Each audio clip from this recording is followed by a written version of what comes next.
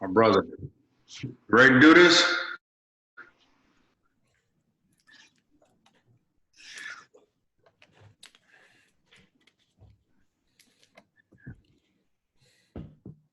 All right. All right, welcome back to another HBCU Wall Street Talks. I'm your co-founder of HBCU Wall Street, Jamaris Payton, also the co-host of HBCU Wall Street Talks, along with Torrance Reed, Bianca Little, Jalil Thurman. This evening, we have a special guest, my guy, Flame Newton, who I would like to call not a credit repair man. He's the credit strategist. And one time he and I were talking, and he said, Jamaris, he said, you got credit repair people and you got the strategists. I'm the person that make the playbook for the credit repair people to be able to work on your credit, as he put it. He's more like a credit engineer, a fellow classmate, Aggie Pride. Yes, sir. So CEO of the School of Credit. And then, like I was telling him, this conversation is super important because there's people that, a lot of us that think we understand credit, but then once you start learning, you start understanding that you don't know shit. And from talking with you, it was kind of like the way you opened my eyes up, but the way that you explained it is the way I think everybody needs to hear it, bro. And this is a conversation that's long overdue. You made credit more real for me, especially as I became a full-time entrepreneur and really kind of understand. I understood credit from a consumer side, but you actually made it real for me on the business side. But there's steps that you got to take in order before you can get to the business credit. And we just definitely had to have this conversation, man. And I want to be able to use our platform for you to kind of tell people who you are, tell us about the School of Credit, tell us about your 5 pillars, which we'll get into, and then also the upcoming book, man. But without further ado, I'll let you introduce yourself. Oh, man. Man, thanks, Jamaris. At HBC Wall Street, man, big shouts out to them, man, for bringing me on. And that's first and foremost. Again, thank you. Everybody knows my name is Flame Newton, as he just said. But my journey to credit didn't come the normal way, right? So you got a way that you can come to credit, right? Either you fix somebody else's credit and now you start fixing people around you credit, and that then you got people that once they follow that path, after so many people credit they fix, and at that point, then they call themselves a credit guru, which they could be. I'm not into that, whether they are or not, right? And then you got people that probably went to Harvard or Yale, went to the business school, Cambridge, whatever, right? And then they got these degrees and they become credit economics. Well, I mean, it's so many things, right? That gets into that ballgame, right? Well, so for me, I took neither one of those paths. So, and those are the two that you usually take, right? My path came from an unusual way where I use credit improperly and illegally, where it took me down a path to where it goes down this thing called federal prison. Right? I went to federal prison for a very long time, pertaining to, this is in page 19 of my indictment, where it says that I knew a lot about the credit system. And with that being said, that I used that to my advantage, right? And alongside that, what I did was very wrong, right? And I'm the first one to always say I apologize for anything or anybody that I've ever affected by it. And that was that I was a guy who stole identities. If you ever wanted to see an identity theft guy, or what does he look like, or what car does he drive, I'm the guy, right? I'm the face of identity theft, right? Except for what I did, the government said they never seen, heard, or even done before. And that's why they gave me so much time for the crime that I committed. Now, what was that? Is that I wasn't taking people identities of people that had great credit, 700 or higher. I only stole people that had 600 or below. And I fixed their credit up just to use it for my own good because of the contents that I understood of how the credit system worked. See, everybody, as you know, I'm gonna let you know this now, and remember you heard it from me first, that anytime there's something going on, whether it's a big uproar or big anything, right? There's always something behind the scenes that's going on, right?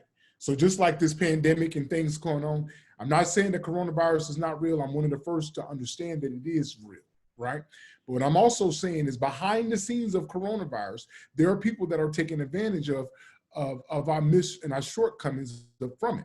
And you're not going to know about it now. It's going to all come out later on about some of the mishappenings of what's going on behind, right? So when it came to the credit system, everybody's forcing you to give this thing. And what are those things I'm talking about? They're forcing you to see the credit score. So everybody that I've ever talked to, have ever been energized with, they always keep talking about, hey, my credit score is this and my credit score is that, right? And with that being said, you're going to learn today about how the credit score plays a minute factor into everything that goes on. At the end of the day, the way that I like to socialize and make sure that is the way that the credit score is for you is this. I want you to associate credit score into losing weight. Now, if you know anybody that was saying they was losing weight, they never lost any weight. Nobody ever loses weight by saying they're going to lose weight. There are two main factors into losing weight, right? And let's discuss those right now before I continue on. The first factor is, in order to lose weight, you're going to have to change your eating habits. Am I correct? I think everyone can agree that your eating habits must change, right? That's why they call this thing a diet. A diet is where you substitute things that you were eating before into things that you're eating now so you can still kind of eat and things of that nature. The second thing is you're going to have to exercise. Now, with the combination of dieting and exercising, usually comes out a component of called losing weight. But you never lose weight by losing weight. You have to lose weight by doing those two components in order to make it happen. If it makes any sense, sometimes I talk out the side of my neck, right? But if those two make any sense, that's exactly how the credit score is. So it's never about the credit score, right? It's about, watch me now, I'm going to share something to you. It's about the contents in which make the credit profile. And that's the point, I want to lean into that part, because that's when it really opened my eyes, because you and I had a lot of conversations in the past, like, yo, Flame, my credit's this, bro. Like what I got to do? Like, my credit score is this, I'm trying to do this. And you always say, Jamaris, in so many words, fuck the credit score. You know what I mean? Like, it's the profile of that, right? But so I want to touch on that. But before we get to that, right, because we got plenty of time, let's start about who are you, where are you from? Tell us about your journey to even getting up to this. Like, what was the journey like growing up through your time at A&T to kind of what opened your eyes to the importance of credit, regardless of how you used it in the initial stage. But when was your aha about like, oh, credit is important, and this is what's happening in the credit world, to what landed you to Flame, this guy now, to we're having this conversation. So like talk about your background, who you are, your time at A&T and all that good stuff like that. Man, appreciate it. All right, so look, first off, before I even utter another word, I'm gonna let you know right here now. Shout out to all the Christians in the world, right? I love all Christians, right? Shout out to anybody else that's in the hood. Shout out to my 9-to-5 people. Shout out to my banking industry. Shout out to all of you all, right? But I'm going to let you know something first and foremost, that my language and my tone is not the usual tone. The person that's in front of you right now is not the suit and tie guy. Like, I don't walk around with the suit and tie and the Ferragamos, and then that's not me. That's just not me. I turn up, right? Some people call me Mr. Red Cup, right? If you ever been to a family reunion and you've seen the red cup, you know what that means. So I'm gonna turn up just a little bit. Or Jiho. Or Jiho. Right? Yeah, or Gio. So what's happening is I went to A&T, right? Play football, scholarship, all that whole nine, school paid for, that's in the third, right? But my mom expands my mind, right? Got to understand that I come from a family of entrepreneurs. My dad is an entrepreneur. My dad got funeral homes, this, that, and the third, right? My dad says, one of the things that he used to always say is, I don't pay you to think, right? Meaning that he's paying people to think. He said, if you want to think, you get your own stuff, right? So if you work for me for 8 hours of a day, if you work for me, I'm training you on my thoughts and my ideals, and you're going to pursue my dream when you work in 8 hours a day, point blank, period. And that's for the people that are sitting at home right now. If you're working 8 hours a day, you're pursuing someone else's dream, right? And you're taking somebody else's thoughts and ideals, and they trained you on it. That's why you go through training and orientation, because they want to put that into you about how they feel, and this is the way that you should feel, how they feel, right? That's just for 8 hours. The other 16, you can do whatever you want to do, right? So moving forward, right? My mom taught me when I was at A&T, she was telling me about the scholarships that was on paper. And she said there was a lot of grants that we were giving out at school. And I started to take heed of that. Now, what is the heed I'm taking? In every department that you go to on campus, as you all know, they always had this little dartboard. It used to be a dartboard. And you'll go through it, and they used to tell you about other scholarships that they had, different scholarship, whether it be a Coca-Cola, a small scholarship, some small-time bakery might give a $500 scholarship for the loss of their child. It could be so many different scholarships. But how many people took the honor to just go ahead and fill those out? A lot of people did. Since I was on scholarship, I understood that if I got any type of money outside of the scholarship, that will come back to me in a form of a refund check, right? So I would fill out these scholarship papers, and I would get them. It was crazy. I would get them. Why? Because it was very small minimum people that would actually apply for them. So if I'm applying and it's only 5 people applying and they got to give the money away, my chances is 20%, right?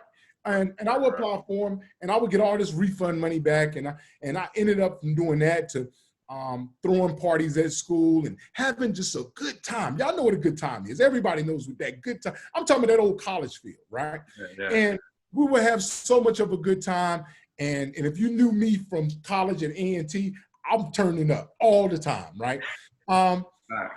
As that took me on the path, right? After I got out of school, there was a lot of people that was always telling me about how they came in debt pertaining to the student loans. Here they are, work their ass off for these 3 years or 4 years or how many years it took you to get it, right? And you end up having to pay back $150,000 in student loans, $80,000 in student loans, maybe $36,000 in student loans.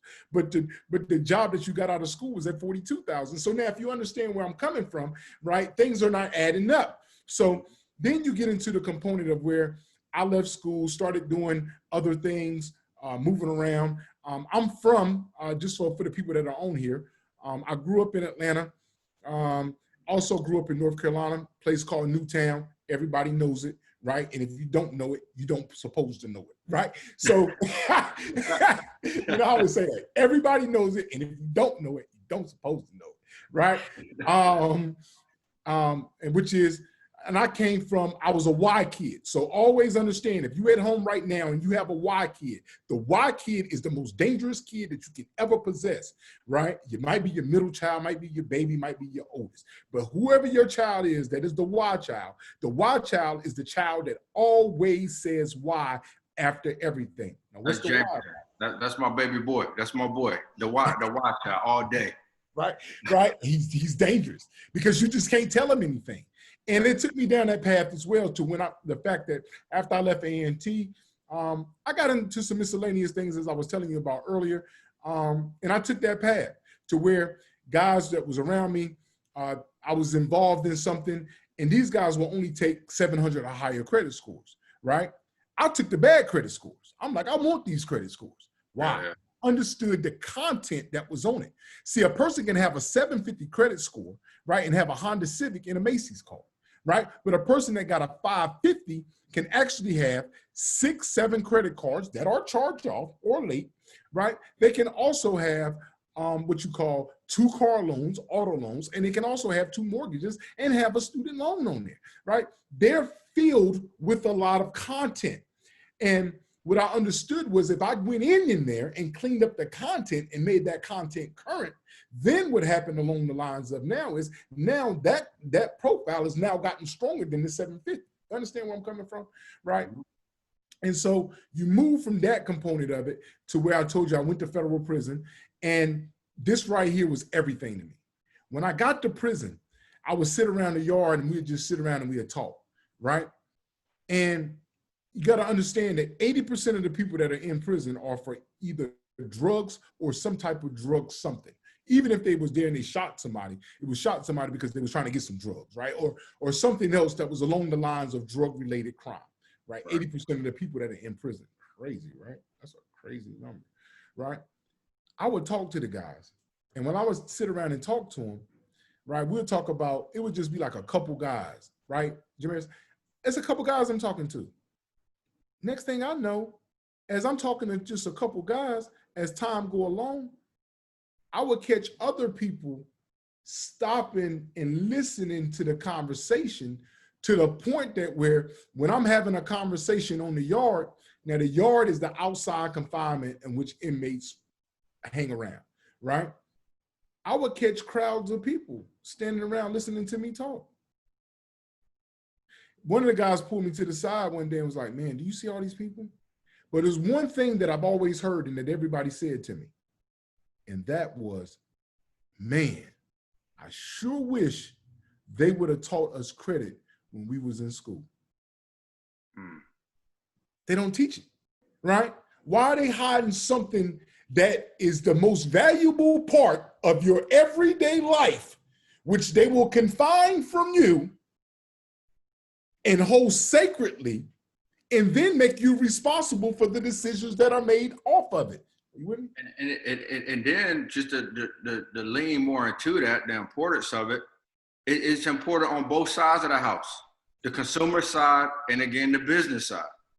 So, and you know, there's a lot of people that say financial literacy. Why don't they teach financial literacy in school? To your point, why aren't they teaching credit? Which I know can say either way, it ties into it. But in my opinion, like credit is like, if not most important, it's the most important piece of it because you can't do shit without it. So, yeah. Exactly, man. Exactly. And that's when you start to get into that part of it, now you start to see where the setbacks are. The setbacks are pertaining to credit. All the setbacks are pertaining to credit, nowhere around. Like even when you start talking about the roads that are being in your neighborhood, where the potholes are, right? What happening is now is that they figure out that they come up with the city itself borrows money. You know that, right?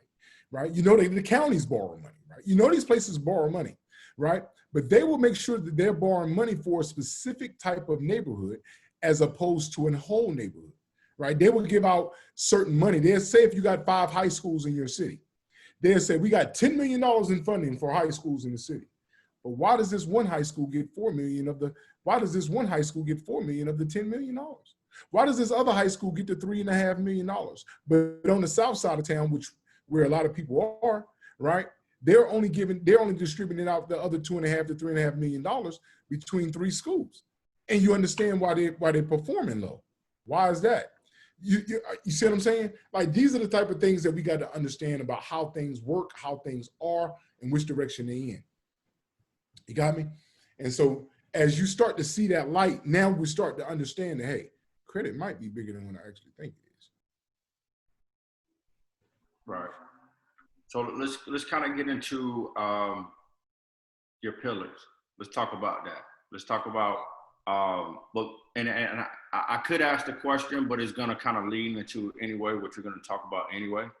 But let's talk about those 5 pillars. Man, I get excited. I get excited, Jamaris. Talk to me. Listen, I know right now I got somebody on here right now that went to Bowie, right? I know I got somebody on here that went to Morgan State. Hey, shout out to Morgan State, shout out to Bowie, shout out to Howard, shout out to Hampton, shout out to FAMU, shout out to Southern, right? This is HBCU Wall Street. If y'all ready to get turned up, right, and want one of those old, you know what I mean, want one of those old school parties, right? You remember that old aristocrat type parties, right? Get ready to go, because we're about to turn up a whole nother level. Flame 5 pillars, right? This is how it goes. The first thing that I want you to do before you do anything, right, is I want you to write down these 2 words. They're 2 words and they're gonna mean a lot to you, right? And this information that you're getting on here with me, you're not gonna get on YouTube, what's some other sites called? Google, Yahoo, man, damn all that. This is it. HBCU Wall Street is at its finest right now. Let's go. Hey,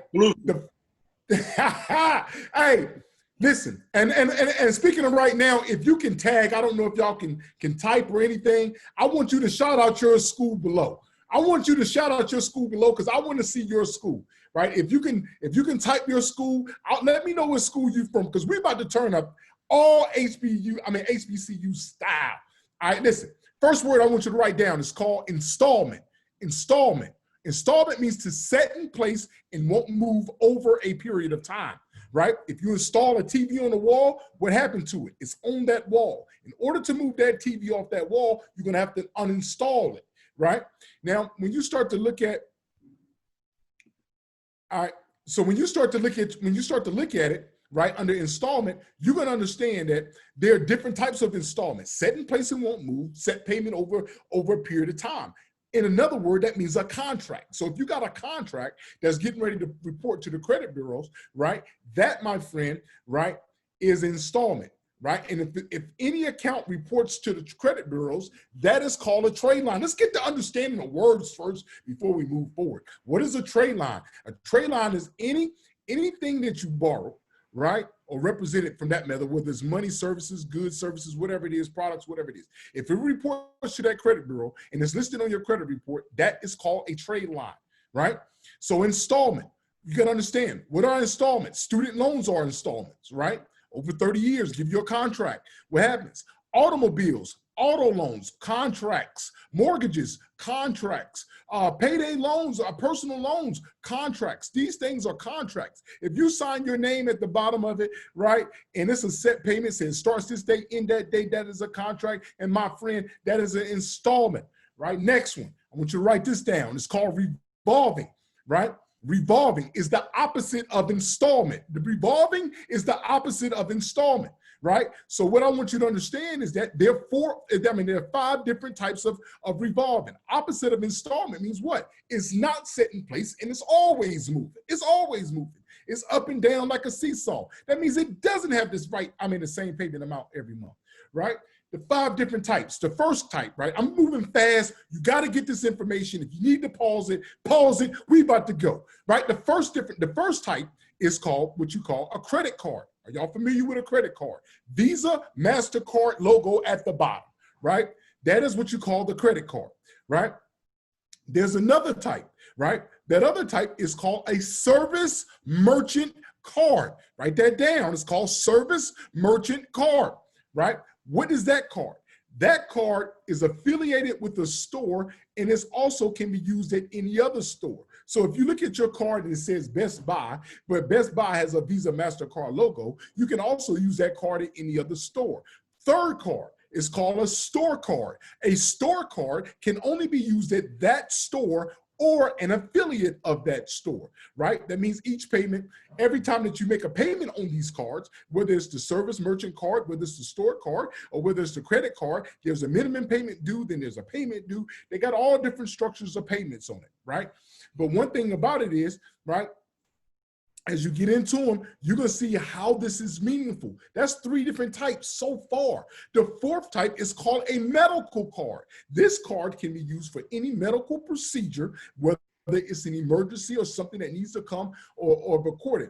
Now, you probably heard one in particular, something called Care Credit. Care Credit is a form of a form of the medical credit card, right? Here's a 5th component. The 5th component is called a charge card. Charge card looks like a credit card. It kind of act like it want to talk like a credit card, but it walk different. That charge card walks just a little bit different. Now, what's the pertaining to the charge card? The charge card is this. It says, I pay my bills on time. See, a charge card don't work like a credit card all the way, because whatever you spend on that charge card, you must pay back on that charge card at the end of every cycle. So y'all with me now? All right. So now, give them an example of a charge card. Charge card is something like an American Express, right? Or Diners Club or things of that nature, right? Now, a charge card says, hey, you can, if you spent $10,000 this month, when your payment is due at $10,000. So it's not like you could pay the minimum amount due. Well, you could, and guess what? Your credit's gonna be hit, because under their rules and regulations, under charge card, you must pay the full thing. Are y'all with me? Right? So let's recap real quick before we move on to the third type. So we got installment, like you mentioned, is like a contract. Basically, a student loan, or at X amount of time, you have to pay this back, this amount, this interest rate. Simple. Everybody, I think, kind of wrap their head around that one. Then we got the revolving, and you talked about the 5 types. We have a credit card, which again, I think this is a very simple one. Everybody pretty much understand how the credit card goes. You swipe that at the end of the month, within that cycle, you got a minimum due, or you can pay it all back. Then we got the store card, which is basically like if we go into Best Buy, a Best Buy Visa, where you can use it in the store and you can use it somewhere else. That's the service merchant card. The service merchant card. I'm sorry. Then we got the store card, which is essentially just what it is. You can only use it within the store. And then we got the medical card, right? Well, which you can use on different procedures, for whatever that procedure look like for you. Whatever that looks like for you is what they're using it for. And then we got the charge card, which is like your Amex and your Diners, your Diners card, right? So what's your third one? So you got the medical card. Yep. You got the charge card. You got that. You got your store card. Yep. You got your service merchant card. Yep. And you also got your credit card. Yep. Those are the 5 types of revolving credit. All right. All right, so now we're about to move over to the flame 5 pillars. You got to have that information in order to get over here with me over here with that. Have y'all know what I'm talking about? Y'all know exactly what I'm talking about, right? In order to get over to some information, you can't take algebra 2 without taking what? Algebra 1. There's no way around it, right? So we just took algebra 1 before we get algebra 2. So now we're about to get over here to what we call the flame 5 pillars. The first thing that you got to understand when you get over here with me on this, I'm dead serious with this. So the first thing that you got to understand is that any information that you've ever been taught about credit ever in life, and you need to dismantle it prior to you getting with me right now with the flame 5 pillars, right? Your whole life, you've been taught about how or what credit is to some degree, right? And a lot of times people get on me all the time, say, hey, Flame, that person is wrong. They said this and they said that, but you saying this. I said, no, what they're telling you is what they know. So if what they know is at this threshold, they didn't lie to you. They just did not know the rest of it, right? Now, for y'all to understand where I'm coming from and how about my information and why I'm so different about how I got on here with HBCU Wall Street, how I ended up going to the federal government, going to the feds. And this short story will sum up everything. I got my information because I did something illegally. What I did was I found out where all these conferences was going on in the country. All of these credit seminars, these behind the doors, underwriting conferences, these workshops, these tutelages places, I found out where they were. And what happened was I would forge different documents and validations like lanyards and trying to get on lists, and I would slip people a couple dollars just for me to attend these meetings. Now you got to understand that these conferences are not cheap. They cost anywhere between $2,000 and $7,000, and you stay at hotels that cost a minimum of $300 a night. I could not afford this. So what I did was I snuck into these places. But when I snuck in, everybody was in a suit and tie. I wouldn't wear a suit and tie. That's not me. I wouldn't do it regardless of what happened. I would walk in with a polo shirt on, some khakis, some Chuck Taylors, and my hat was to the back. That was just me. So people would always say, who is that guy? But since I had the credentials, even though they was forged, they were there, that allowed me to get into these places. And this inside information that you're getting ready to learn, right, or have learned, or you can continue to learn from me, did not come from me reading a book. It did not come from me looking something off of Google. This information came directly from the source of the person that actually designed the outcome of what I'm getting ready to say. So that makes a big difference. So you're not getting something you're not getting something from down the line and people filter it and they don't know. This came from them to me. This is the person that wrote it, that's in our government documents, our senators and our state representatives, they passed them, but there are people that are along the way that they call scientists that create this stuff. And I had multiple conversations because the difference was when I talked to them and prior to me going to this event, I knew who was there. And I would study these people to the T. I would look them up. I would know what school their kids went to.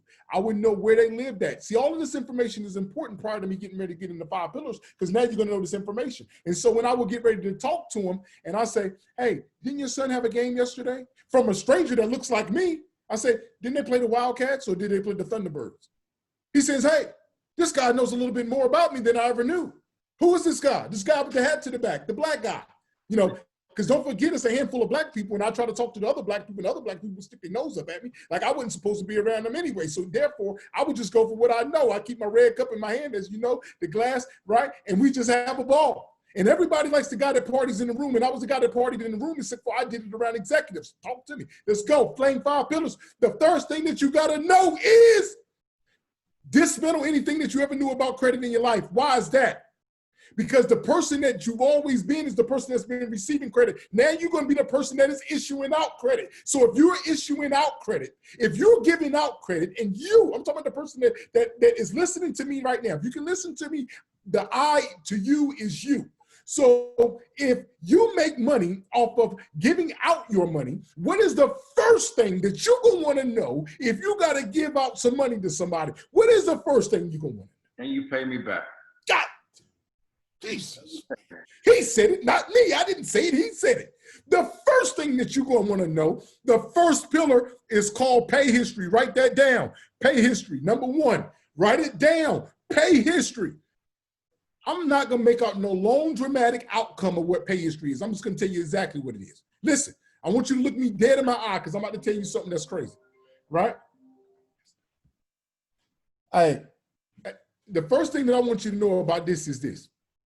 That when it comes to pay history, is all you got to do is do what you said you're going to do.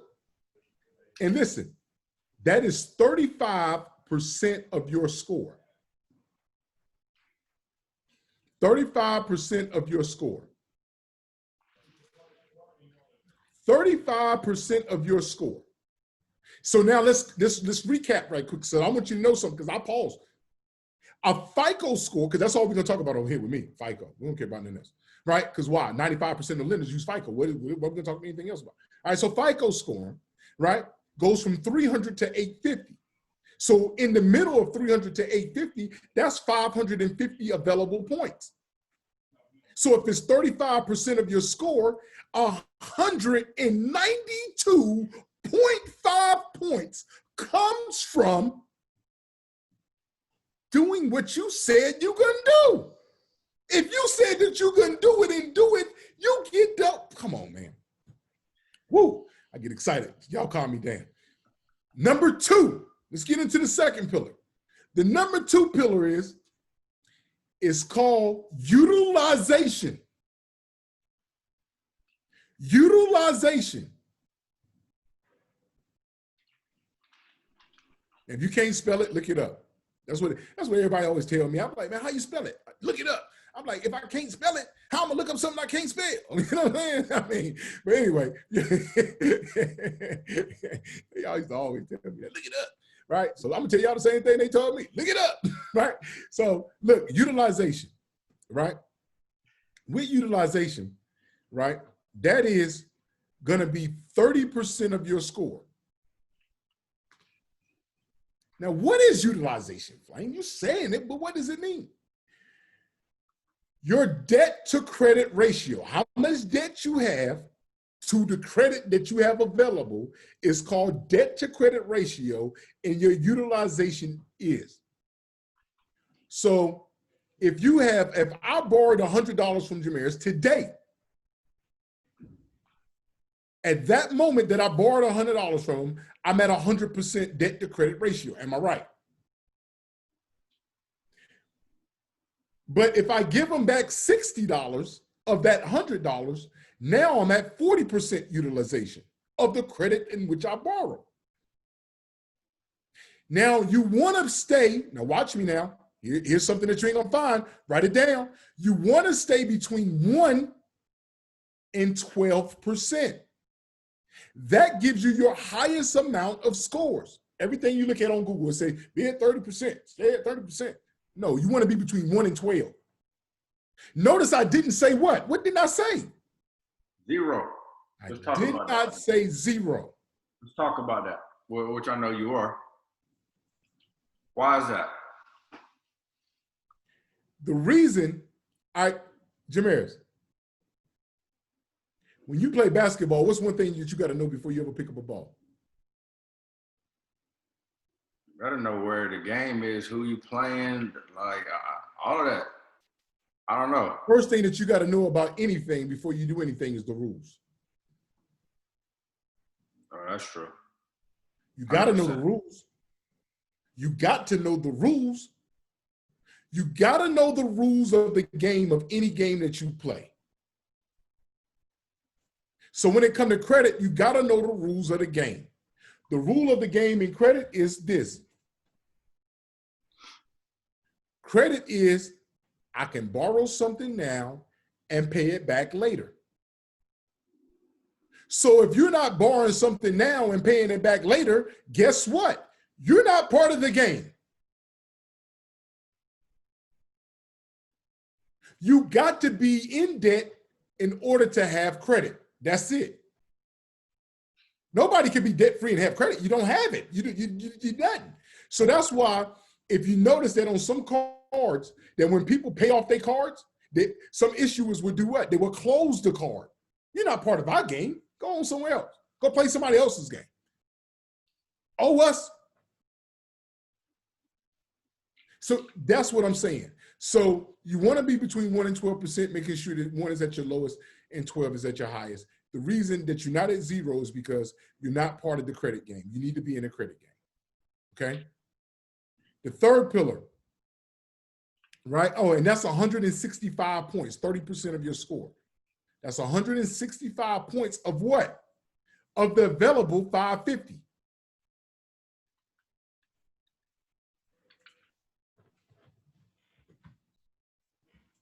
You got me? Number 3, the third pillar. The third pillar is called relationship. Relationship. The longer that you have relationships, strengthens them up. So what you want to do now is making sure that your relationships are strong. The way that you make them strong is by the length of time. So when it comes to the credit industry, the longer that you have these accounts that are on your credit report, that strengthens them up over time. That makes them stronger. Am I right? Jameers, think about this. If we're in the weight room and we do 2 reps today, right? And you do 5 reps today, I do 2 and you do 5. Tomorrow I do 3 and you do 8. Then tomorrow, then the following day, I do 2 sets of 2 and you do 2 sets of 8. getting stronger? Me? You're putting more weight and you're doing them more reps. So with that being said, a relationship is different. Now, this is what I do know, Jamiris. I can promise you without a shadow of my doubt, I'm just talking to you. It's just me and you having a conversation, even though we got thousands of people on here watching this. But me and you are going to have this conversation. I will guarantee you, without the shadow of my doubt, that you've had a family member in your lifetime that has done you wrong. That's facts. But in some regard to that, you still talk to that family member. Mm-hmm. But you've also had a friend of yours or acquaintance of yours, whether it was at a job or somebody that you knew less than 6 months, that has did something wrong to you as well. But when they did something wrong, you cut their ass off, point blank period. You cut them off. But why? What's the difference? The difference is the amount of time and the relationship that you got with them. So it works like that with the credit industry. The longer that you have them, the stronger that they are. So if you have a late pay and you're 6 months in the game, listen, Jamiris, straight up, let's play the game fair, because I cut all that other stuff out, right? Cut the X's and O's out. Let's play the game fair. Listen, bruh, I just gave you this account 6 months ago, and you've been late 2 times. Then somebody come to you and send you a letter talking about, man, can you forgive me? Yeah, I ain't really mean to be late. Man, if you don't get out of my face. But hold up. What about dude who had the account for 10 years? And he was never late. And he told you that he was late 2 months. You're easier to forgive him because that's not his normal behavior. Right. You don't know the other person's normal behavior because you haven't been around him. Right? That's called relationship. That's 15% of your score. It's about 87.5 points of yours, right? Of the 550. That's how long have you had something? That's why when people make this assertion, watch me, Jamiris, when people make this assertion, they say, oh, I got rid of my student loan. I got rid of my student loan. I got rid of my student loan. Look at him. I got rid of my student loan. I don't got no more student loan. Then come to find out, guess what happened? Their credit score dropped 100 points. You know what? What's interesting, and I got a question, and I want to lean into that what you just said right there, right? On a real life situation I saw. So there's 2 points to that, and I think you're gonna lean into it. I hope you do. So you talked about the whole relationship credit history. Can you talk a little bit about how at each milestone there's like how that affects your credit, right? So let's talk about that one. But I want to also kind of talk about what I recently saw. So I'm on social media, and I forget one of the pages that we follow, and somebody had made a comment that they have paid $31,000 of loans or credit card debt or something off, and they said that shit just needle moved. Like it was just like an inch, like meaning like their credit score didn't even go anywhere. I want to talk about that as well. But first, let's talk about. Let's lean into first, like you said, somebody paid off their student loan debts and their credit just dropped like 100 points. Why is that? And then I guess that kind of does lean into what I just said about breaking it up about each milestone and stuff like that. So, man, that's a great question. I don't know if you're Googling your questions or what, but that was a perfect question. That's the HBC Wall Street. That's me listening to. That's me listening to geniuses like yourself, man. Hey, you must with the A&T asking questions like that. Well, you know, I did go to A&T a couple of times, but listen, no. So you know what, like you know, again, like you and I had these conversations multiple times, but it's like any and every time that I sit down with you, man, like I got some shit going on right here. I'm still writing it down as if I've never talked to you. You know what I mean? I'm learning every time. And I felt bad about sitting here hoarding this information and hoarding. I said, no, we got to get Flame up here, man. Because like Flame is the only person who, one, like you said, you bring your energy. You're yourself. Your path here is not what people will say, like, oh, he's the typical credit person. but the information on what you're bringing, man, is so valuable, and no one is bringing it to the table like you're doing.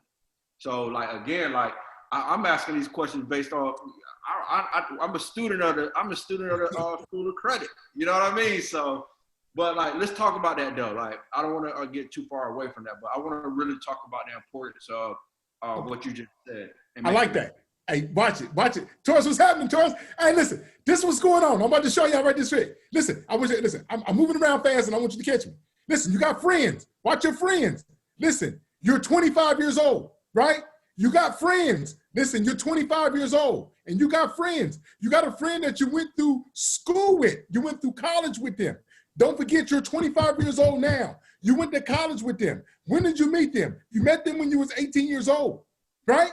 So guess what, right? That relationship is strong, but you're 25. You met them you went through college with them. What do you do in college? You go through things. You go through struggles. You go through lack of money where this friend may have money this weekend. That friend may have something. You go through things. But hold up, you got another friend. Who is that other friend? That other friend is the friend that you went to high school with. So they seen you when you were staying at mom and dad's house, right? And they seen you after you was coming home on the weekends on school and how you was treating them. And then you're 25 and y'all still friends. Look, you got another friend. You got another friend. You got another friend that you went to middle school with or you went to elementary school with and you grew up with them from knee high. You call them your sandbox. That's your sandbox. That's your other friend. Then you got another friend, another friend. This is when you got the job after the job when you first got out of college and now this person is your coworker and you call him your friend. That's right, ladies and gentlemen, you got tiers to your friends. You got tiers to your friends. So the same thing happens on the credit report. Now, what are the tiers? They're called, if you got a pen right now, write this down. You can't find this on Google, YouTube, y'all. You can't do nothing but find it right here at HBCU Wall Street. Here it goes. That's right. It's called 2. Write this down. 2, 5, 8, and 15. Write that down. I got to hear you, right? Write that down right now. 2, 5, 8, 15. Let's go, ladies and gentlemen. Let's go, ladies and gentlemen. I'm going to say it again. It's called 2, 5, 8, and 15. Now, what does 2, 5, 8, 15 mean? It only means this. It only means that if you got a friend and they have not yet reached the 2-year mark, right? That means that your vulnerability of letting them go out of your life is that much sooner. Easy, right? Just like a credit card. You get bonuses for having them at the 2-year mark. So when you got a credit card and it reaches the 2-year mark, you get a bonus from the credit industry for having that mark on there for 2 years. See, there's 3 ways to look at a credit report. And I'm going to show you this now so you can have it, right? 3 ways. Way number 1 is you look at it with a team of individuals. This person takes a component, that person takes a component, this person takes a component, and they collectively come back together to make a decision about your credit, whether you're going to be approved or denied on the product or service which you're trying to get, right? Here's the second thing. The second thing is that you have one individual, right? That one individual is called an underwriter, right? And that underwriter is one person makes the decision based upon your credit profile. That's called manual underwriting. Understand that. The team and also the person are called manual underwriting. The third one is called automation. This is a computerization system which collectively uses data through different circuits to make a decision about you, whether you're going to be approved or denied. That's why if you put in an application online, they will come back and they say what? Approved or denied. Some of them may say, hey, we'll make a decision in what? 7 to 10 days. That means it's coming out of the automation, it's going into a manual underwriter, which is either a person or a team, and they're going to collectively make the decision about you. So when they look at your credit report and they see that you got lines of credit that you had for 2 years or 5 years or 15 years, and if I look and I see a person that is 37 years old, and they have 3 accounts that are 15 years old apiece, that means they maintain a relationship for 15 years with 3 different credit cards. That is huge. That's letting them know that they don't burn bridges with relationships. If I see a person that is 40 years old and have a credit card for 6 months, right? And the other 2 cards that he have are closed on his account, that lets me also know that this person as well it doesn't do good with relationships, regardless of the credit score. See, the credit score is what you're looking at, but you forgot there are other components which the credit score doesn't capture, which the individual does, and that the machine doesn't, right? Variations of names. This goes back to relationships, the variations of names. One day you want to be called Bobby, the next day you want to be called Robert, the next day you want to be called Bob. You don't even know who you are, and we don't know neither. So therefore, we're going to deny you. Right? These are the type of things that are structured like that. So when it pertains to your credit, it's 2, 5, 8, and 15. So every time your credit card or every time your credit trade line reaches that plateau, that reaches a different level. Now understand I said 15. 15 was the last thing I said, because most relationships that you have, if they reach 15 years long, guess what? You treat the person at 15 years just like you treat the person at 25 years. That's a decade and a half of friendship. So let me ask you this. So that kind of goes back to why you see people putting their kids on their credit as authorized users. Right? Is that kind of like the same thing, or are we talking 2 separate things? Or that's 2 separate things. That's 2 separate things. Where they can benefit off of it with the time. Definitely. So how does this work is, see, when you put a 15-year-old as an authorization user, you can't do nothing at that point but help damage their credit, point blank period. Right? So if you got a 14-year-old that you're trying to add an authorization for, you can't do nothing but help damage their credit. Right? Mm-hmm. If you got a 17 and a half-year-old that you add an authorization on, then that makes sense. So by the time they turn 18, now this would allow them to go get their own credit card, because the credit card issuers are, as of now, under the CROA, right, which is the credit reporting responsibility of the Credit Card Act, right? So what's happening with them is they made the decision now. If you looked on campuses, they don't have those old Capital One places that comes on campus and set up their booths on campus. You remember back in the day, they used to be on campus? They were sharks. I remember when I first stepped on A&T campus, man. Like, I couldn't even get to class without having to like try to dodge them and stuff like that, bro. So, yeah, absolutely. Fact, they don't do it now, but they got a new trick that they do. You know what the new trick is? They set up camp off campus in little plazas that are connected to the university. See what I'm saying? Mm-hmm. So those are the things that I want you to understand about relationship.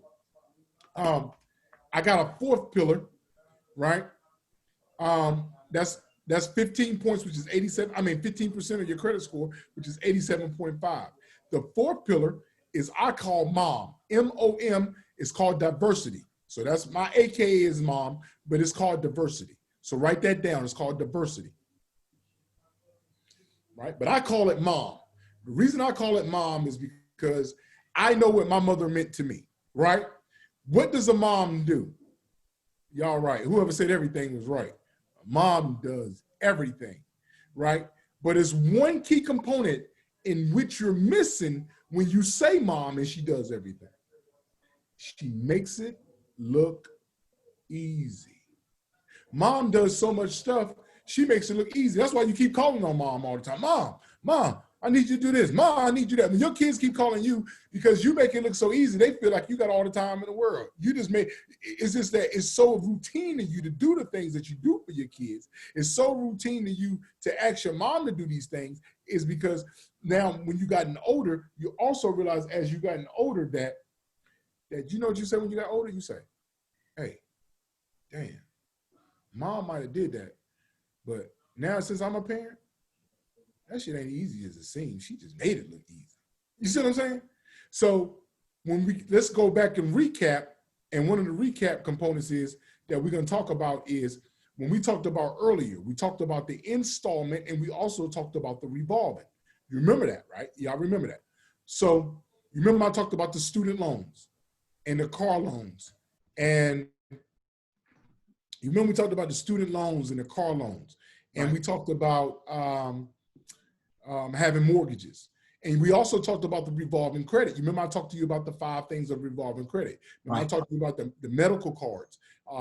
You being able to have a Capital One card, a Citi card, the regular credit cards. You got store cards, your Best Buy cards, your Walmart card, your Target card. You got your Victoria's Secret card. You got all different types of cards. You got all of these things. But the difference is what you did was when you go back up to number 1 was if you go back up to under my first pillar said what? You make your payments on time. You're responsible. Number 2, you kept all your debt between 1 and 12%. Number 3, you got long-lasting relationships with them. So if you can make your payments on time, keep long-lasting relationships, and keep your debt between 1 to 12, you get a benefit from that because that's making it look easy. And the benefit is 10% of your score. So you can earn 55 points just by maintaining all of that. The different types. You notice I didn't say 5 cars. See, when you look at a credit report, I can see a person got 5 cars. Then they go try to get a credit card and they say they got denied. They say, I never missed a car payment. But you never show that you can make a credit card payment. You see what I'm saying? Or vice versa. So when you get into these type of things, these are the things that I want the people to know about. It's like making sure that you can diversify your account, having different types of credit on your account. So now you're able to show people that you can handle anything that come your way, right? So what would you say? So what would you say to those who are watching, they basically know that credit sucks, right? And they're going to slowly adopt these methodologies that you have given us over time, right? What would you say if I walked up to you and said, Flame, my credit sucks, right? I'm not going to explain the fact that I don't have any extra income to pay down my debt and blah, blah, blah, right? Like if I literally come up to you and say, my credit sucks, Flame, how do I fix it? Like, what would you say to me? Like if you only had 10 seconds to talk to me, right? Like what would be the one thing that you would say that you want to be beating in my brain when I walk away from you? Okay, the first thing I tell you is, I looked at your Facebook post. That's all I always tell everybody. I saw your Facebook post. I saw you. You say, well, Flame, what are you talking about? What does that mean? I saw your Instagram post. I saw your Facebook post, right? And you say, well, Flame, that doesn't make any sense to me. I'm talking about my credit, and you're talking about Facebook and Instagram. Boy, you're going crazy. What are you talking about? I'm saying, I saw you on there and said the words that you was a real nigga. I saw that. You put that on your page. You put that you was a loyal and you was trustworthy and you was a man of your word. You put that on your post. But when I look at your credit report, it doesn't say that. Right. So the first thing that you got to do is be a man of your word. Say what you can do and do what you say you can do. That's dope that you said that, because when I first moved to DC, I had something on my credit that I didn't know was there. And I ended up not getting a job with one of these government agencies. And so I'm talking to the lady and I'm like, how does that work? I'm trying to get a job so I can fix my credit. And she literally said, this shows us that you do what you say you're gonna do.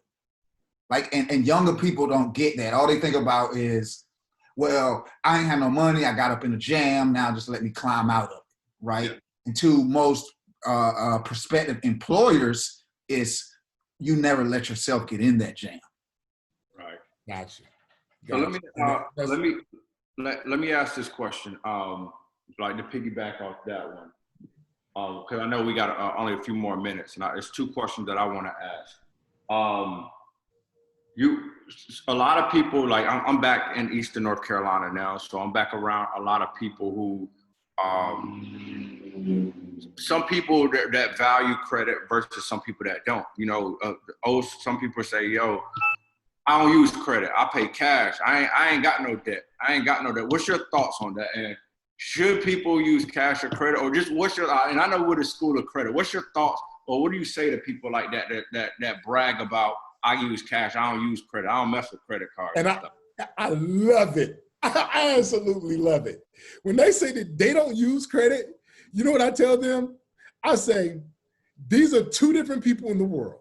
One is called the wealthy and one is called the poor. And the wealthy and the poor have the same thing in common, right? It's 100%. Now listen to the 100% accurate that I'm giving to you, okay? All poor people, right? Broke people, poor people, regardless of how you want to frame the mentality, because I know people say, poor don't mean this, or broke don't mean that. Listen, I'm gonna tell you straight up what it is, right? All poor people, right? They don't use credit. They don't use credit. All broke people don't use credit. You know why? Because what it says is, I'm afraid of responsibility. I'm afraid of responsibility. Here's a responsibility that I got to pay something on the 15th of the month. And guess what I do? I don't trust myself. Mm. Mm. Right? You know something about the wealthy? All wealthy people do is uses the poor people money to make money for themselves. And that's so profound, but so true. Man.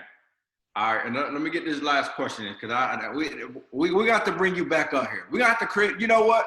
In our HBC weekly credit check. In our HBC Wall Street community, we're gonna add a school of credit.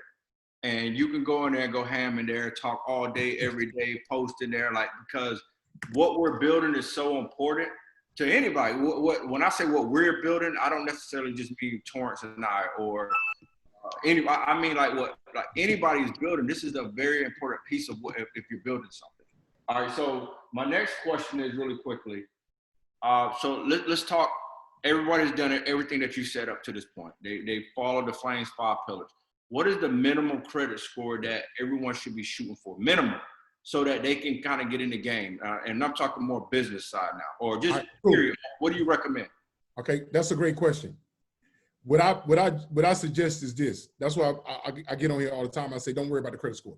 What I suggest is this, is that I suggest that you get at least 5 to 8 trade lines. Like you got to get over 5 trade lines. That's the moral of the story. You need at least 3 credit cards of that 5. You got to have at least 3 credit cards, period. At least 3 credit cards. At least 3 credit cards. I'll say it again. At least 3 credit cards and about 5 trade lines at minimum. You got to have at least 5 trade lines on your credit report at minimum, right? I'm going to go back to something. I got to clarify 2 things before I get off of here real quick so everybody's cool. I never got into my 5th pillar. I'm going to go to my 5th pillar, and then I'm going to clarify something else. The 5th pillar is called inquiries. Write that down. Inquiries. Inquiries is either 2 things that you're going to ask on inquiries. When I see it, it's either 2 things that it says. Number 1 is asking me, is saying, are you asking for credit? Nobody in life dislikes a person that asks for anything. Nobody does. If you ask me for something, I will say, yes, I got it, or no, I don't, or give me a second, or we'll figure it out, right? On the ask basis, right?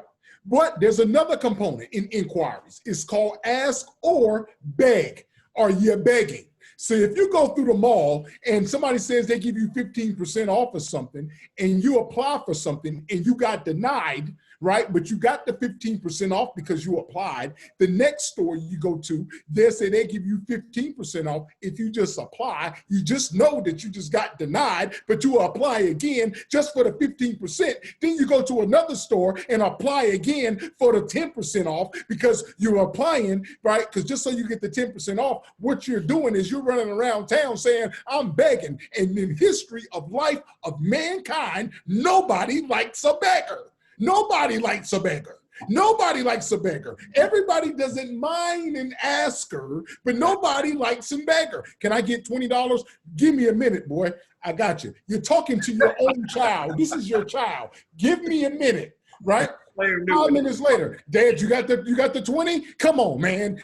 Hold up for a second. I just told you to hold on, but now you're doing something else. And then they come back and say, hey, Dad, I need the $20. God damn it, man. I just told you to hold up. Then you find out, like, damn, I just snapped on my own child. But he was over here begging. Now, at the end of the day, you still love your child the same. I didn't say that you didn't love them, but at that moment and at that time, come on now, let's talk to us now. Let's be real with each other. If we're going to be real, let's say like I'm supposed to be. Man, listen.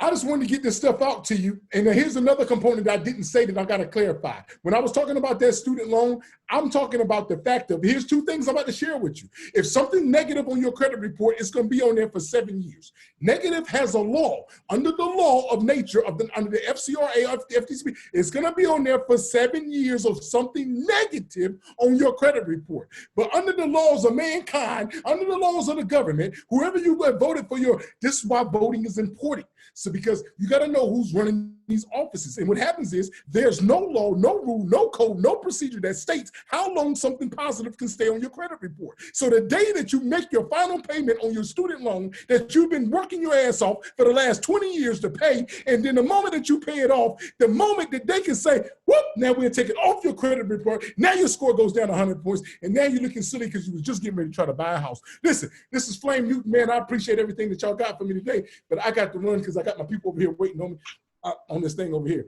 Listen, hey, bring me back on, man. I love each and every one of y'all, man. These guys are great, man. These guys are everything, man. No, man, you are, man.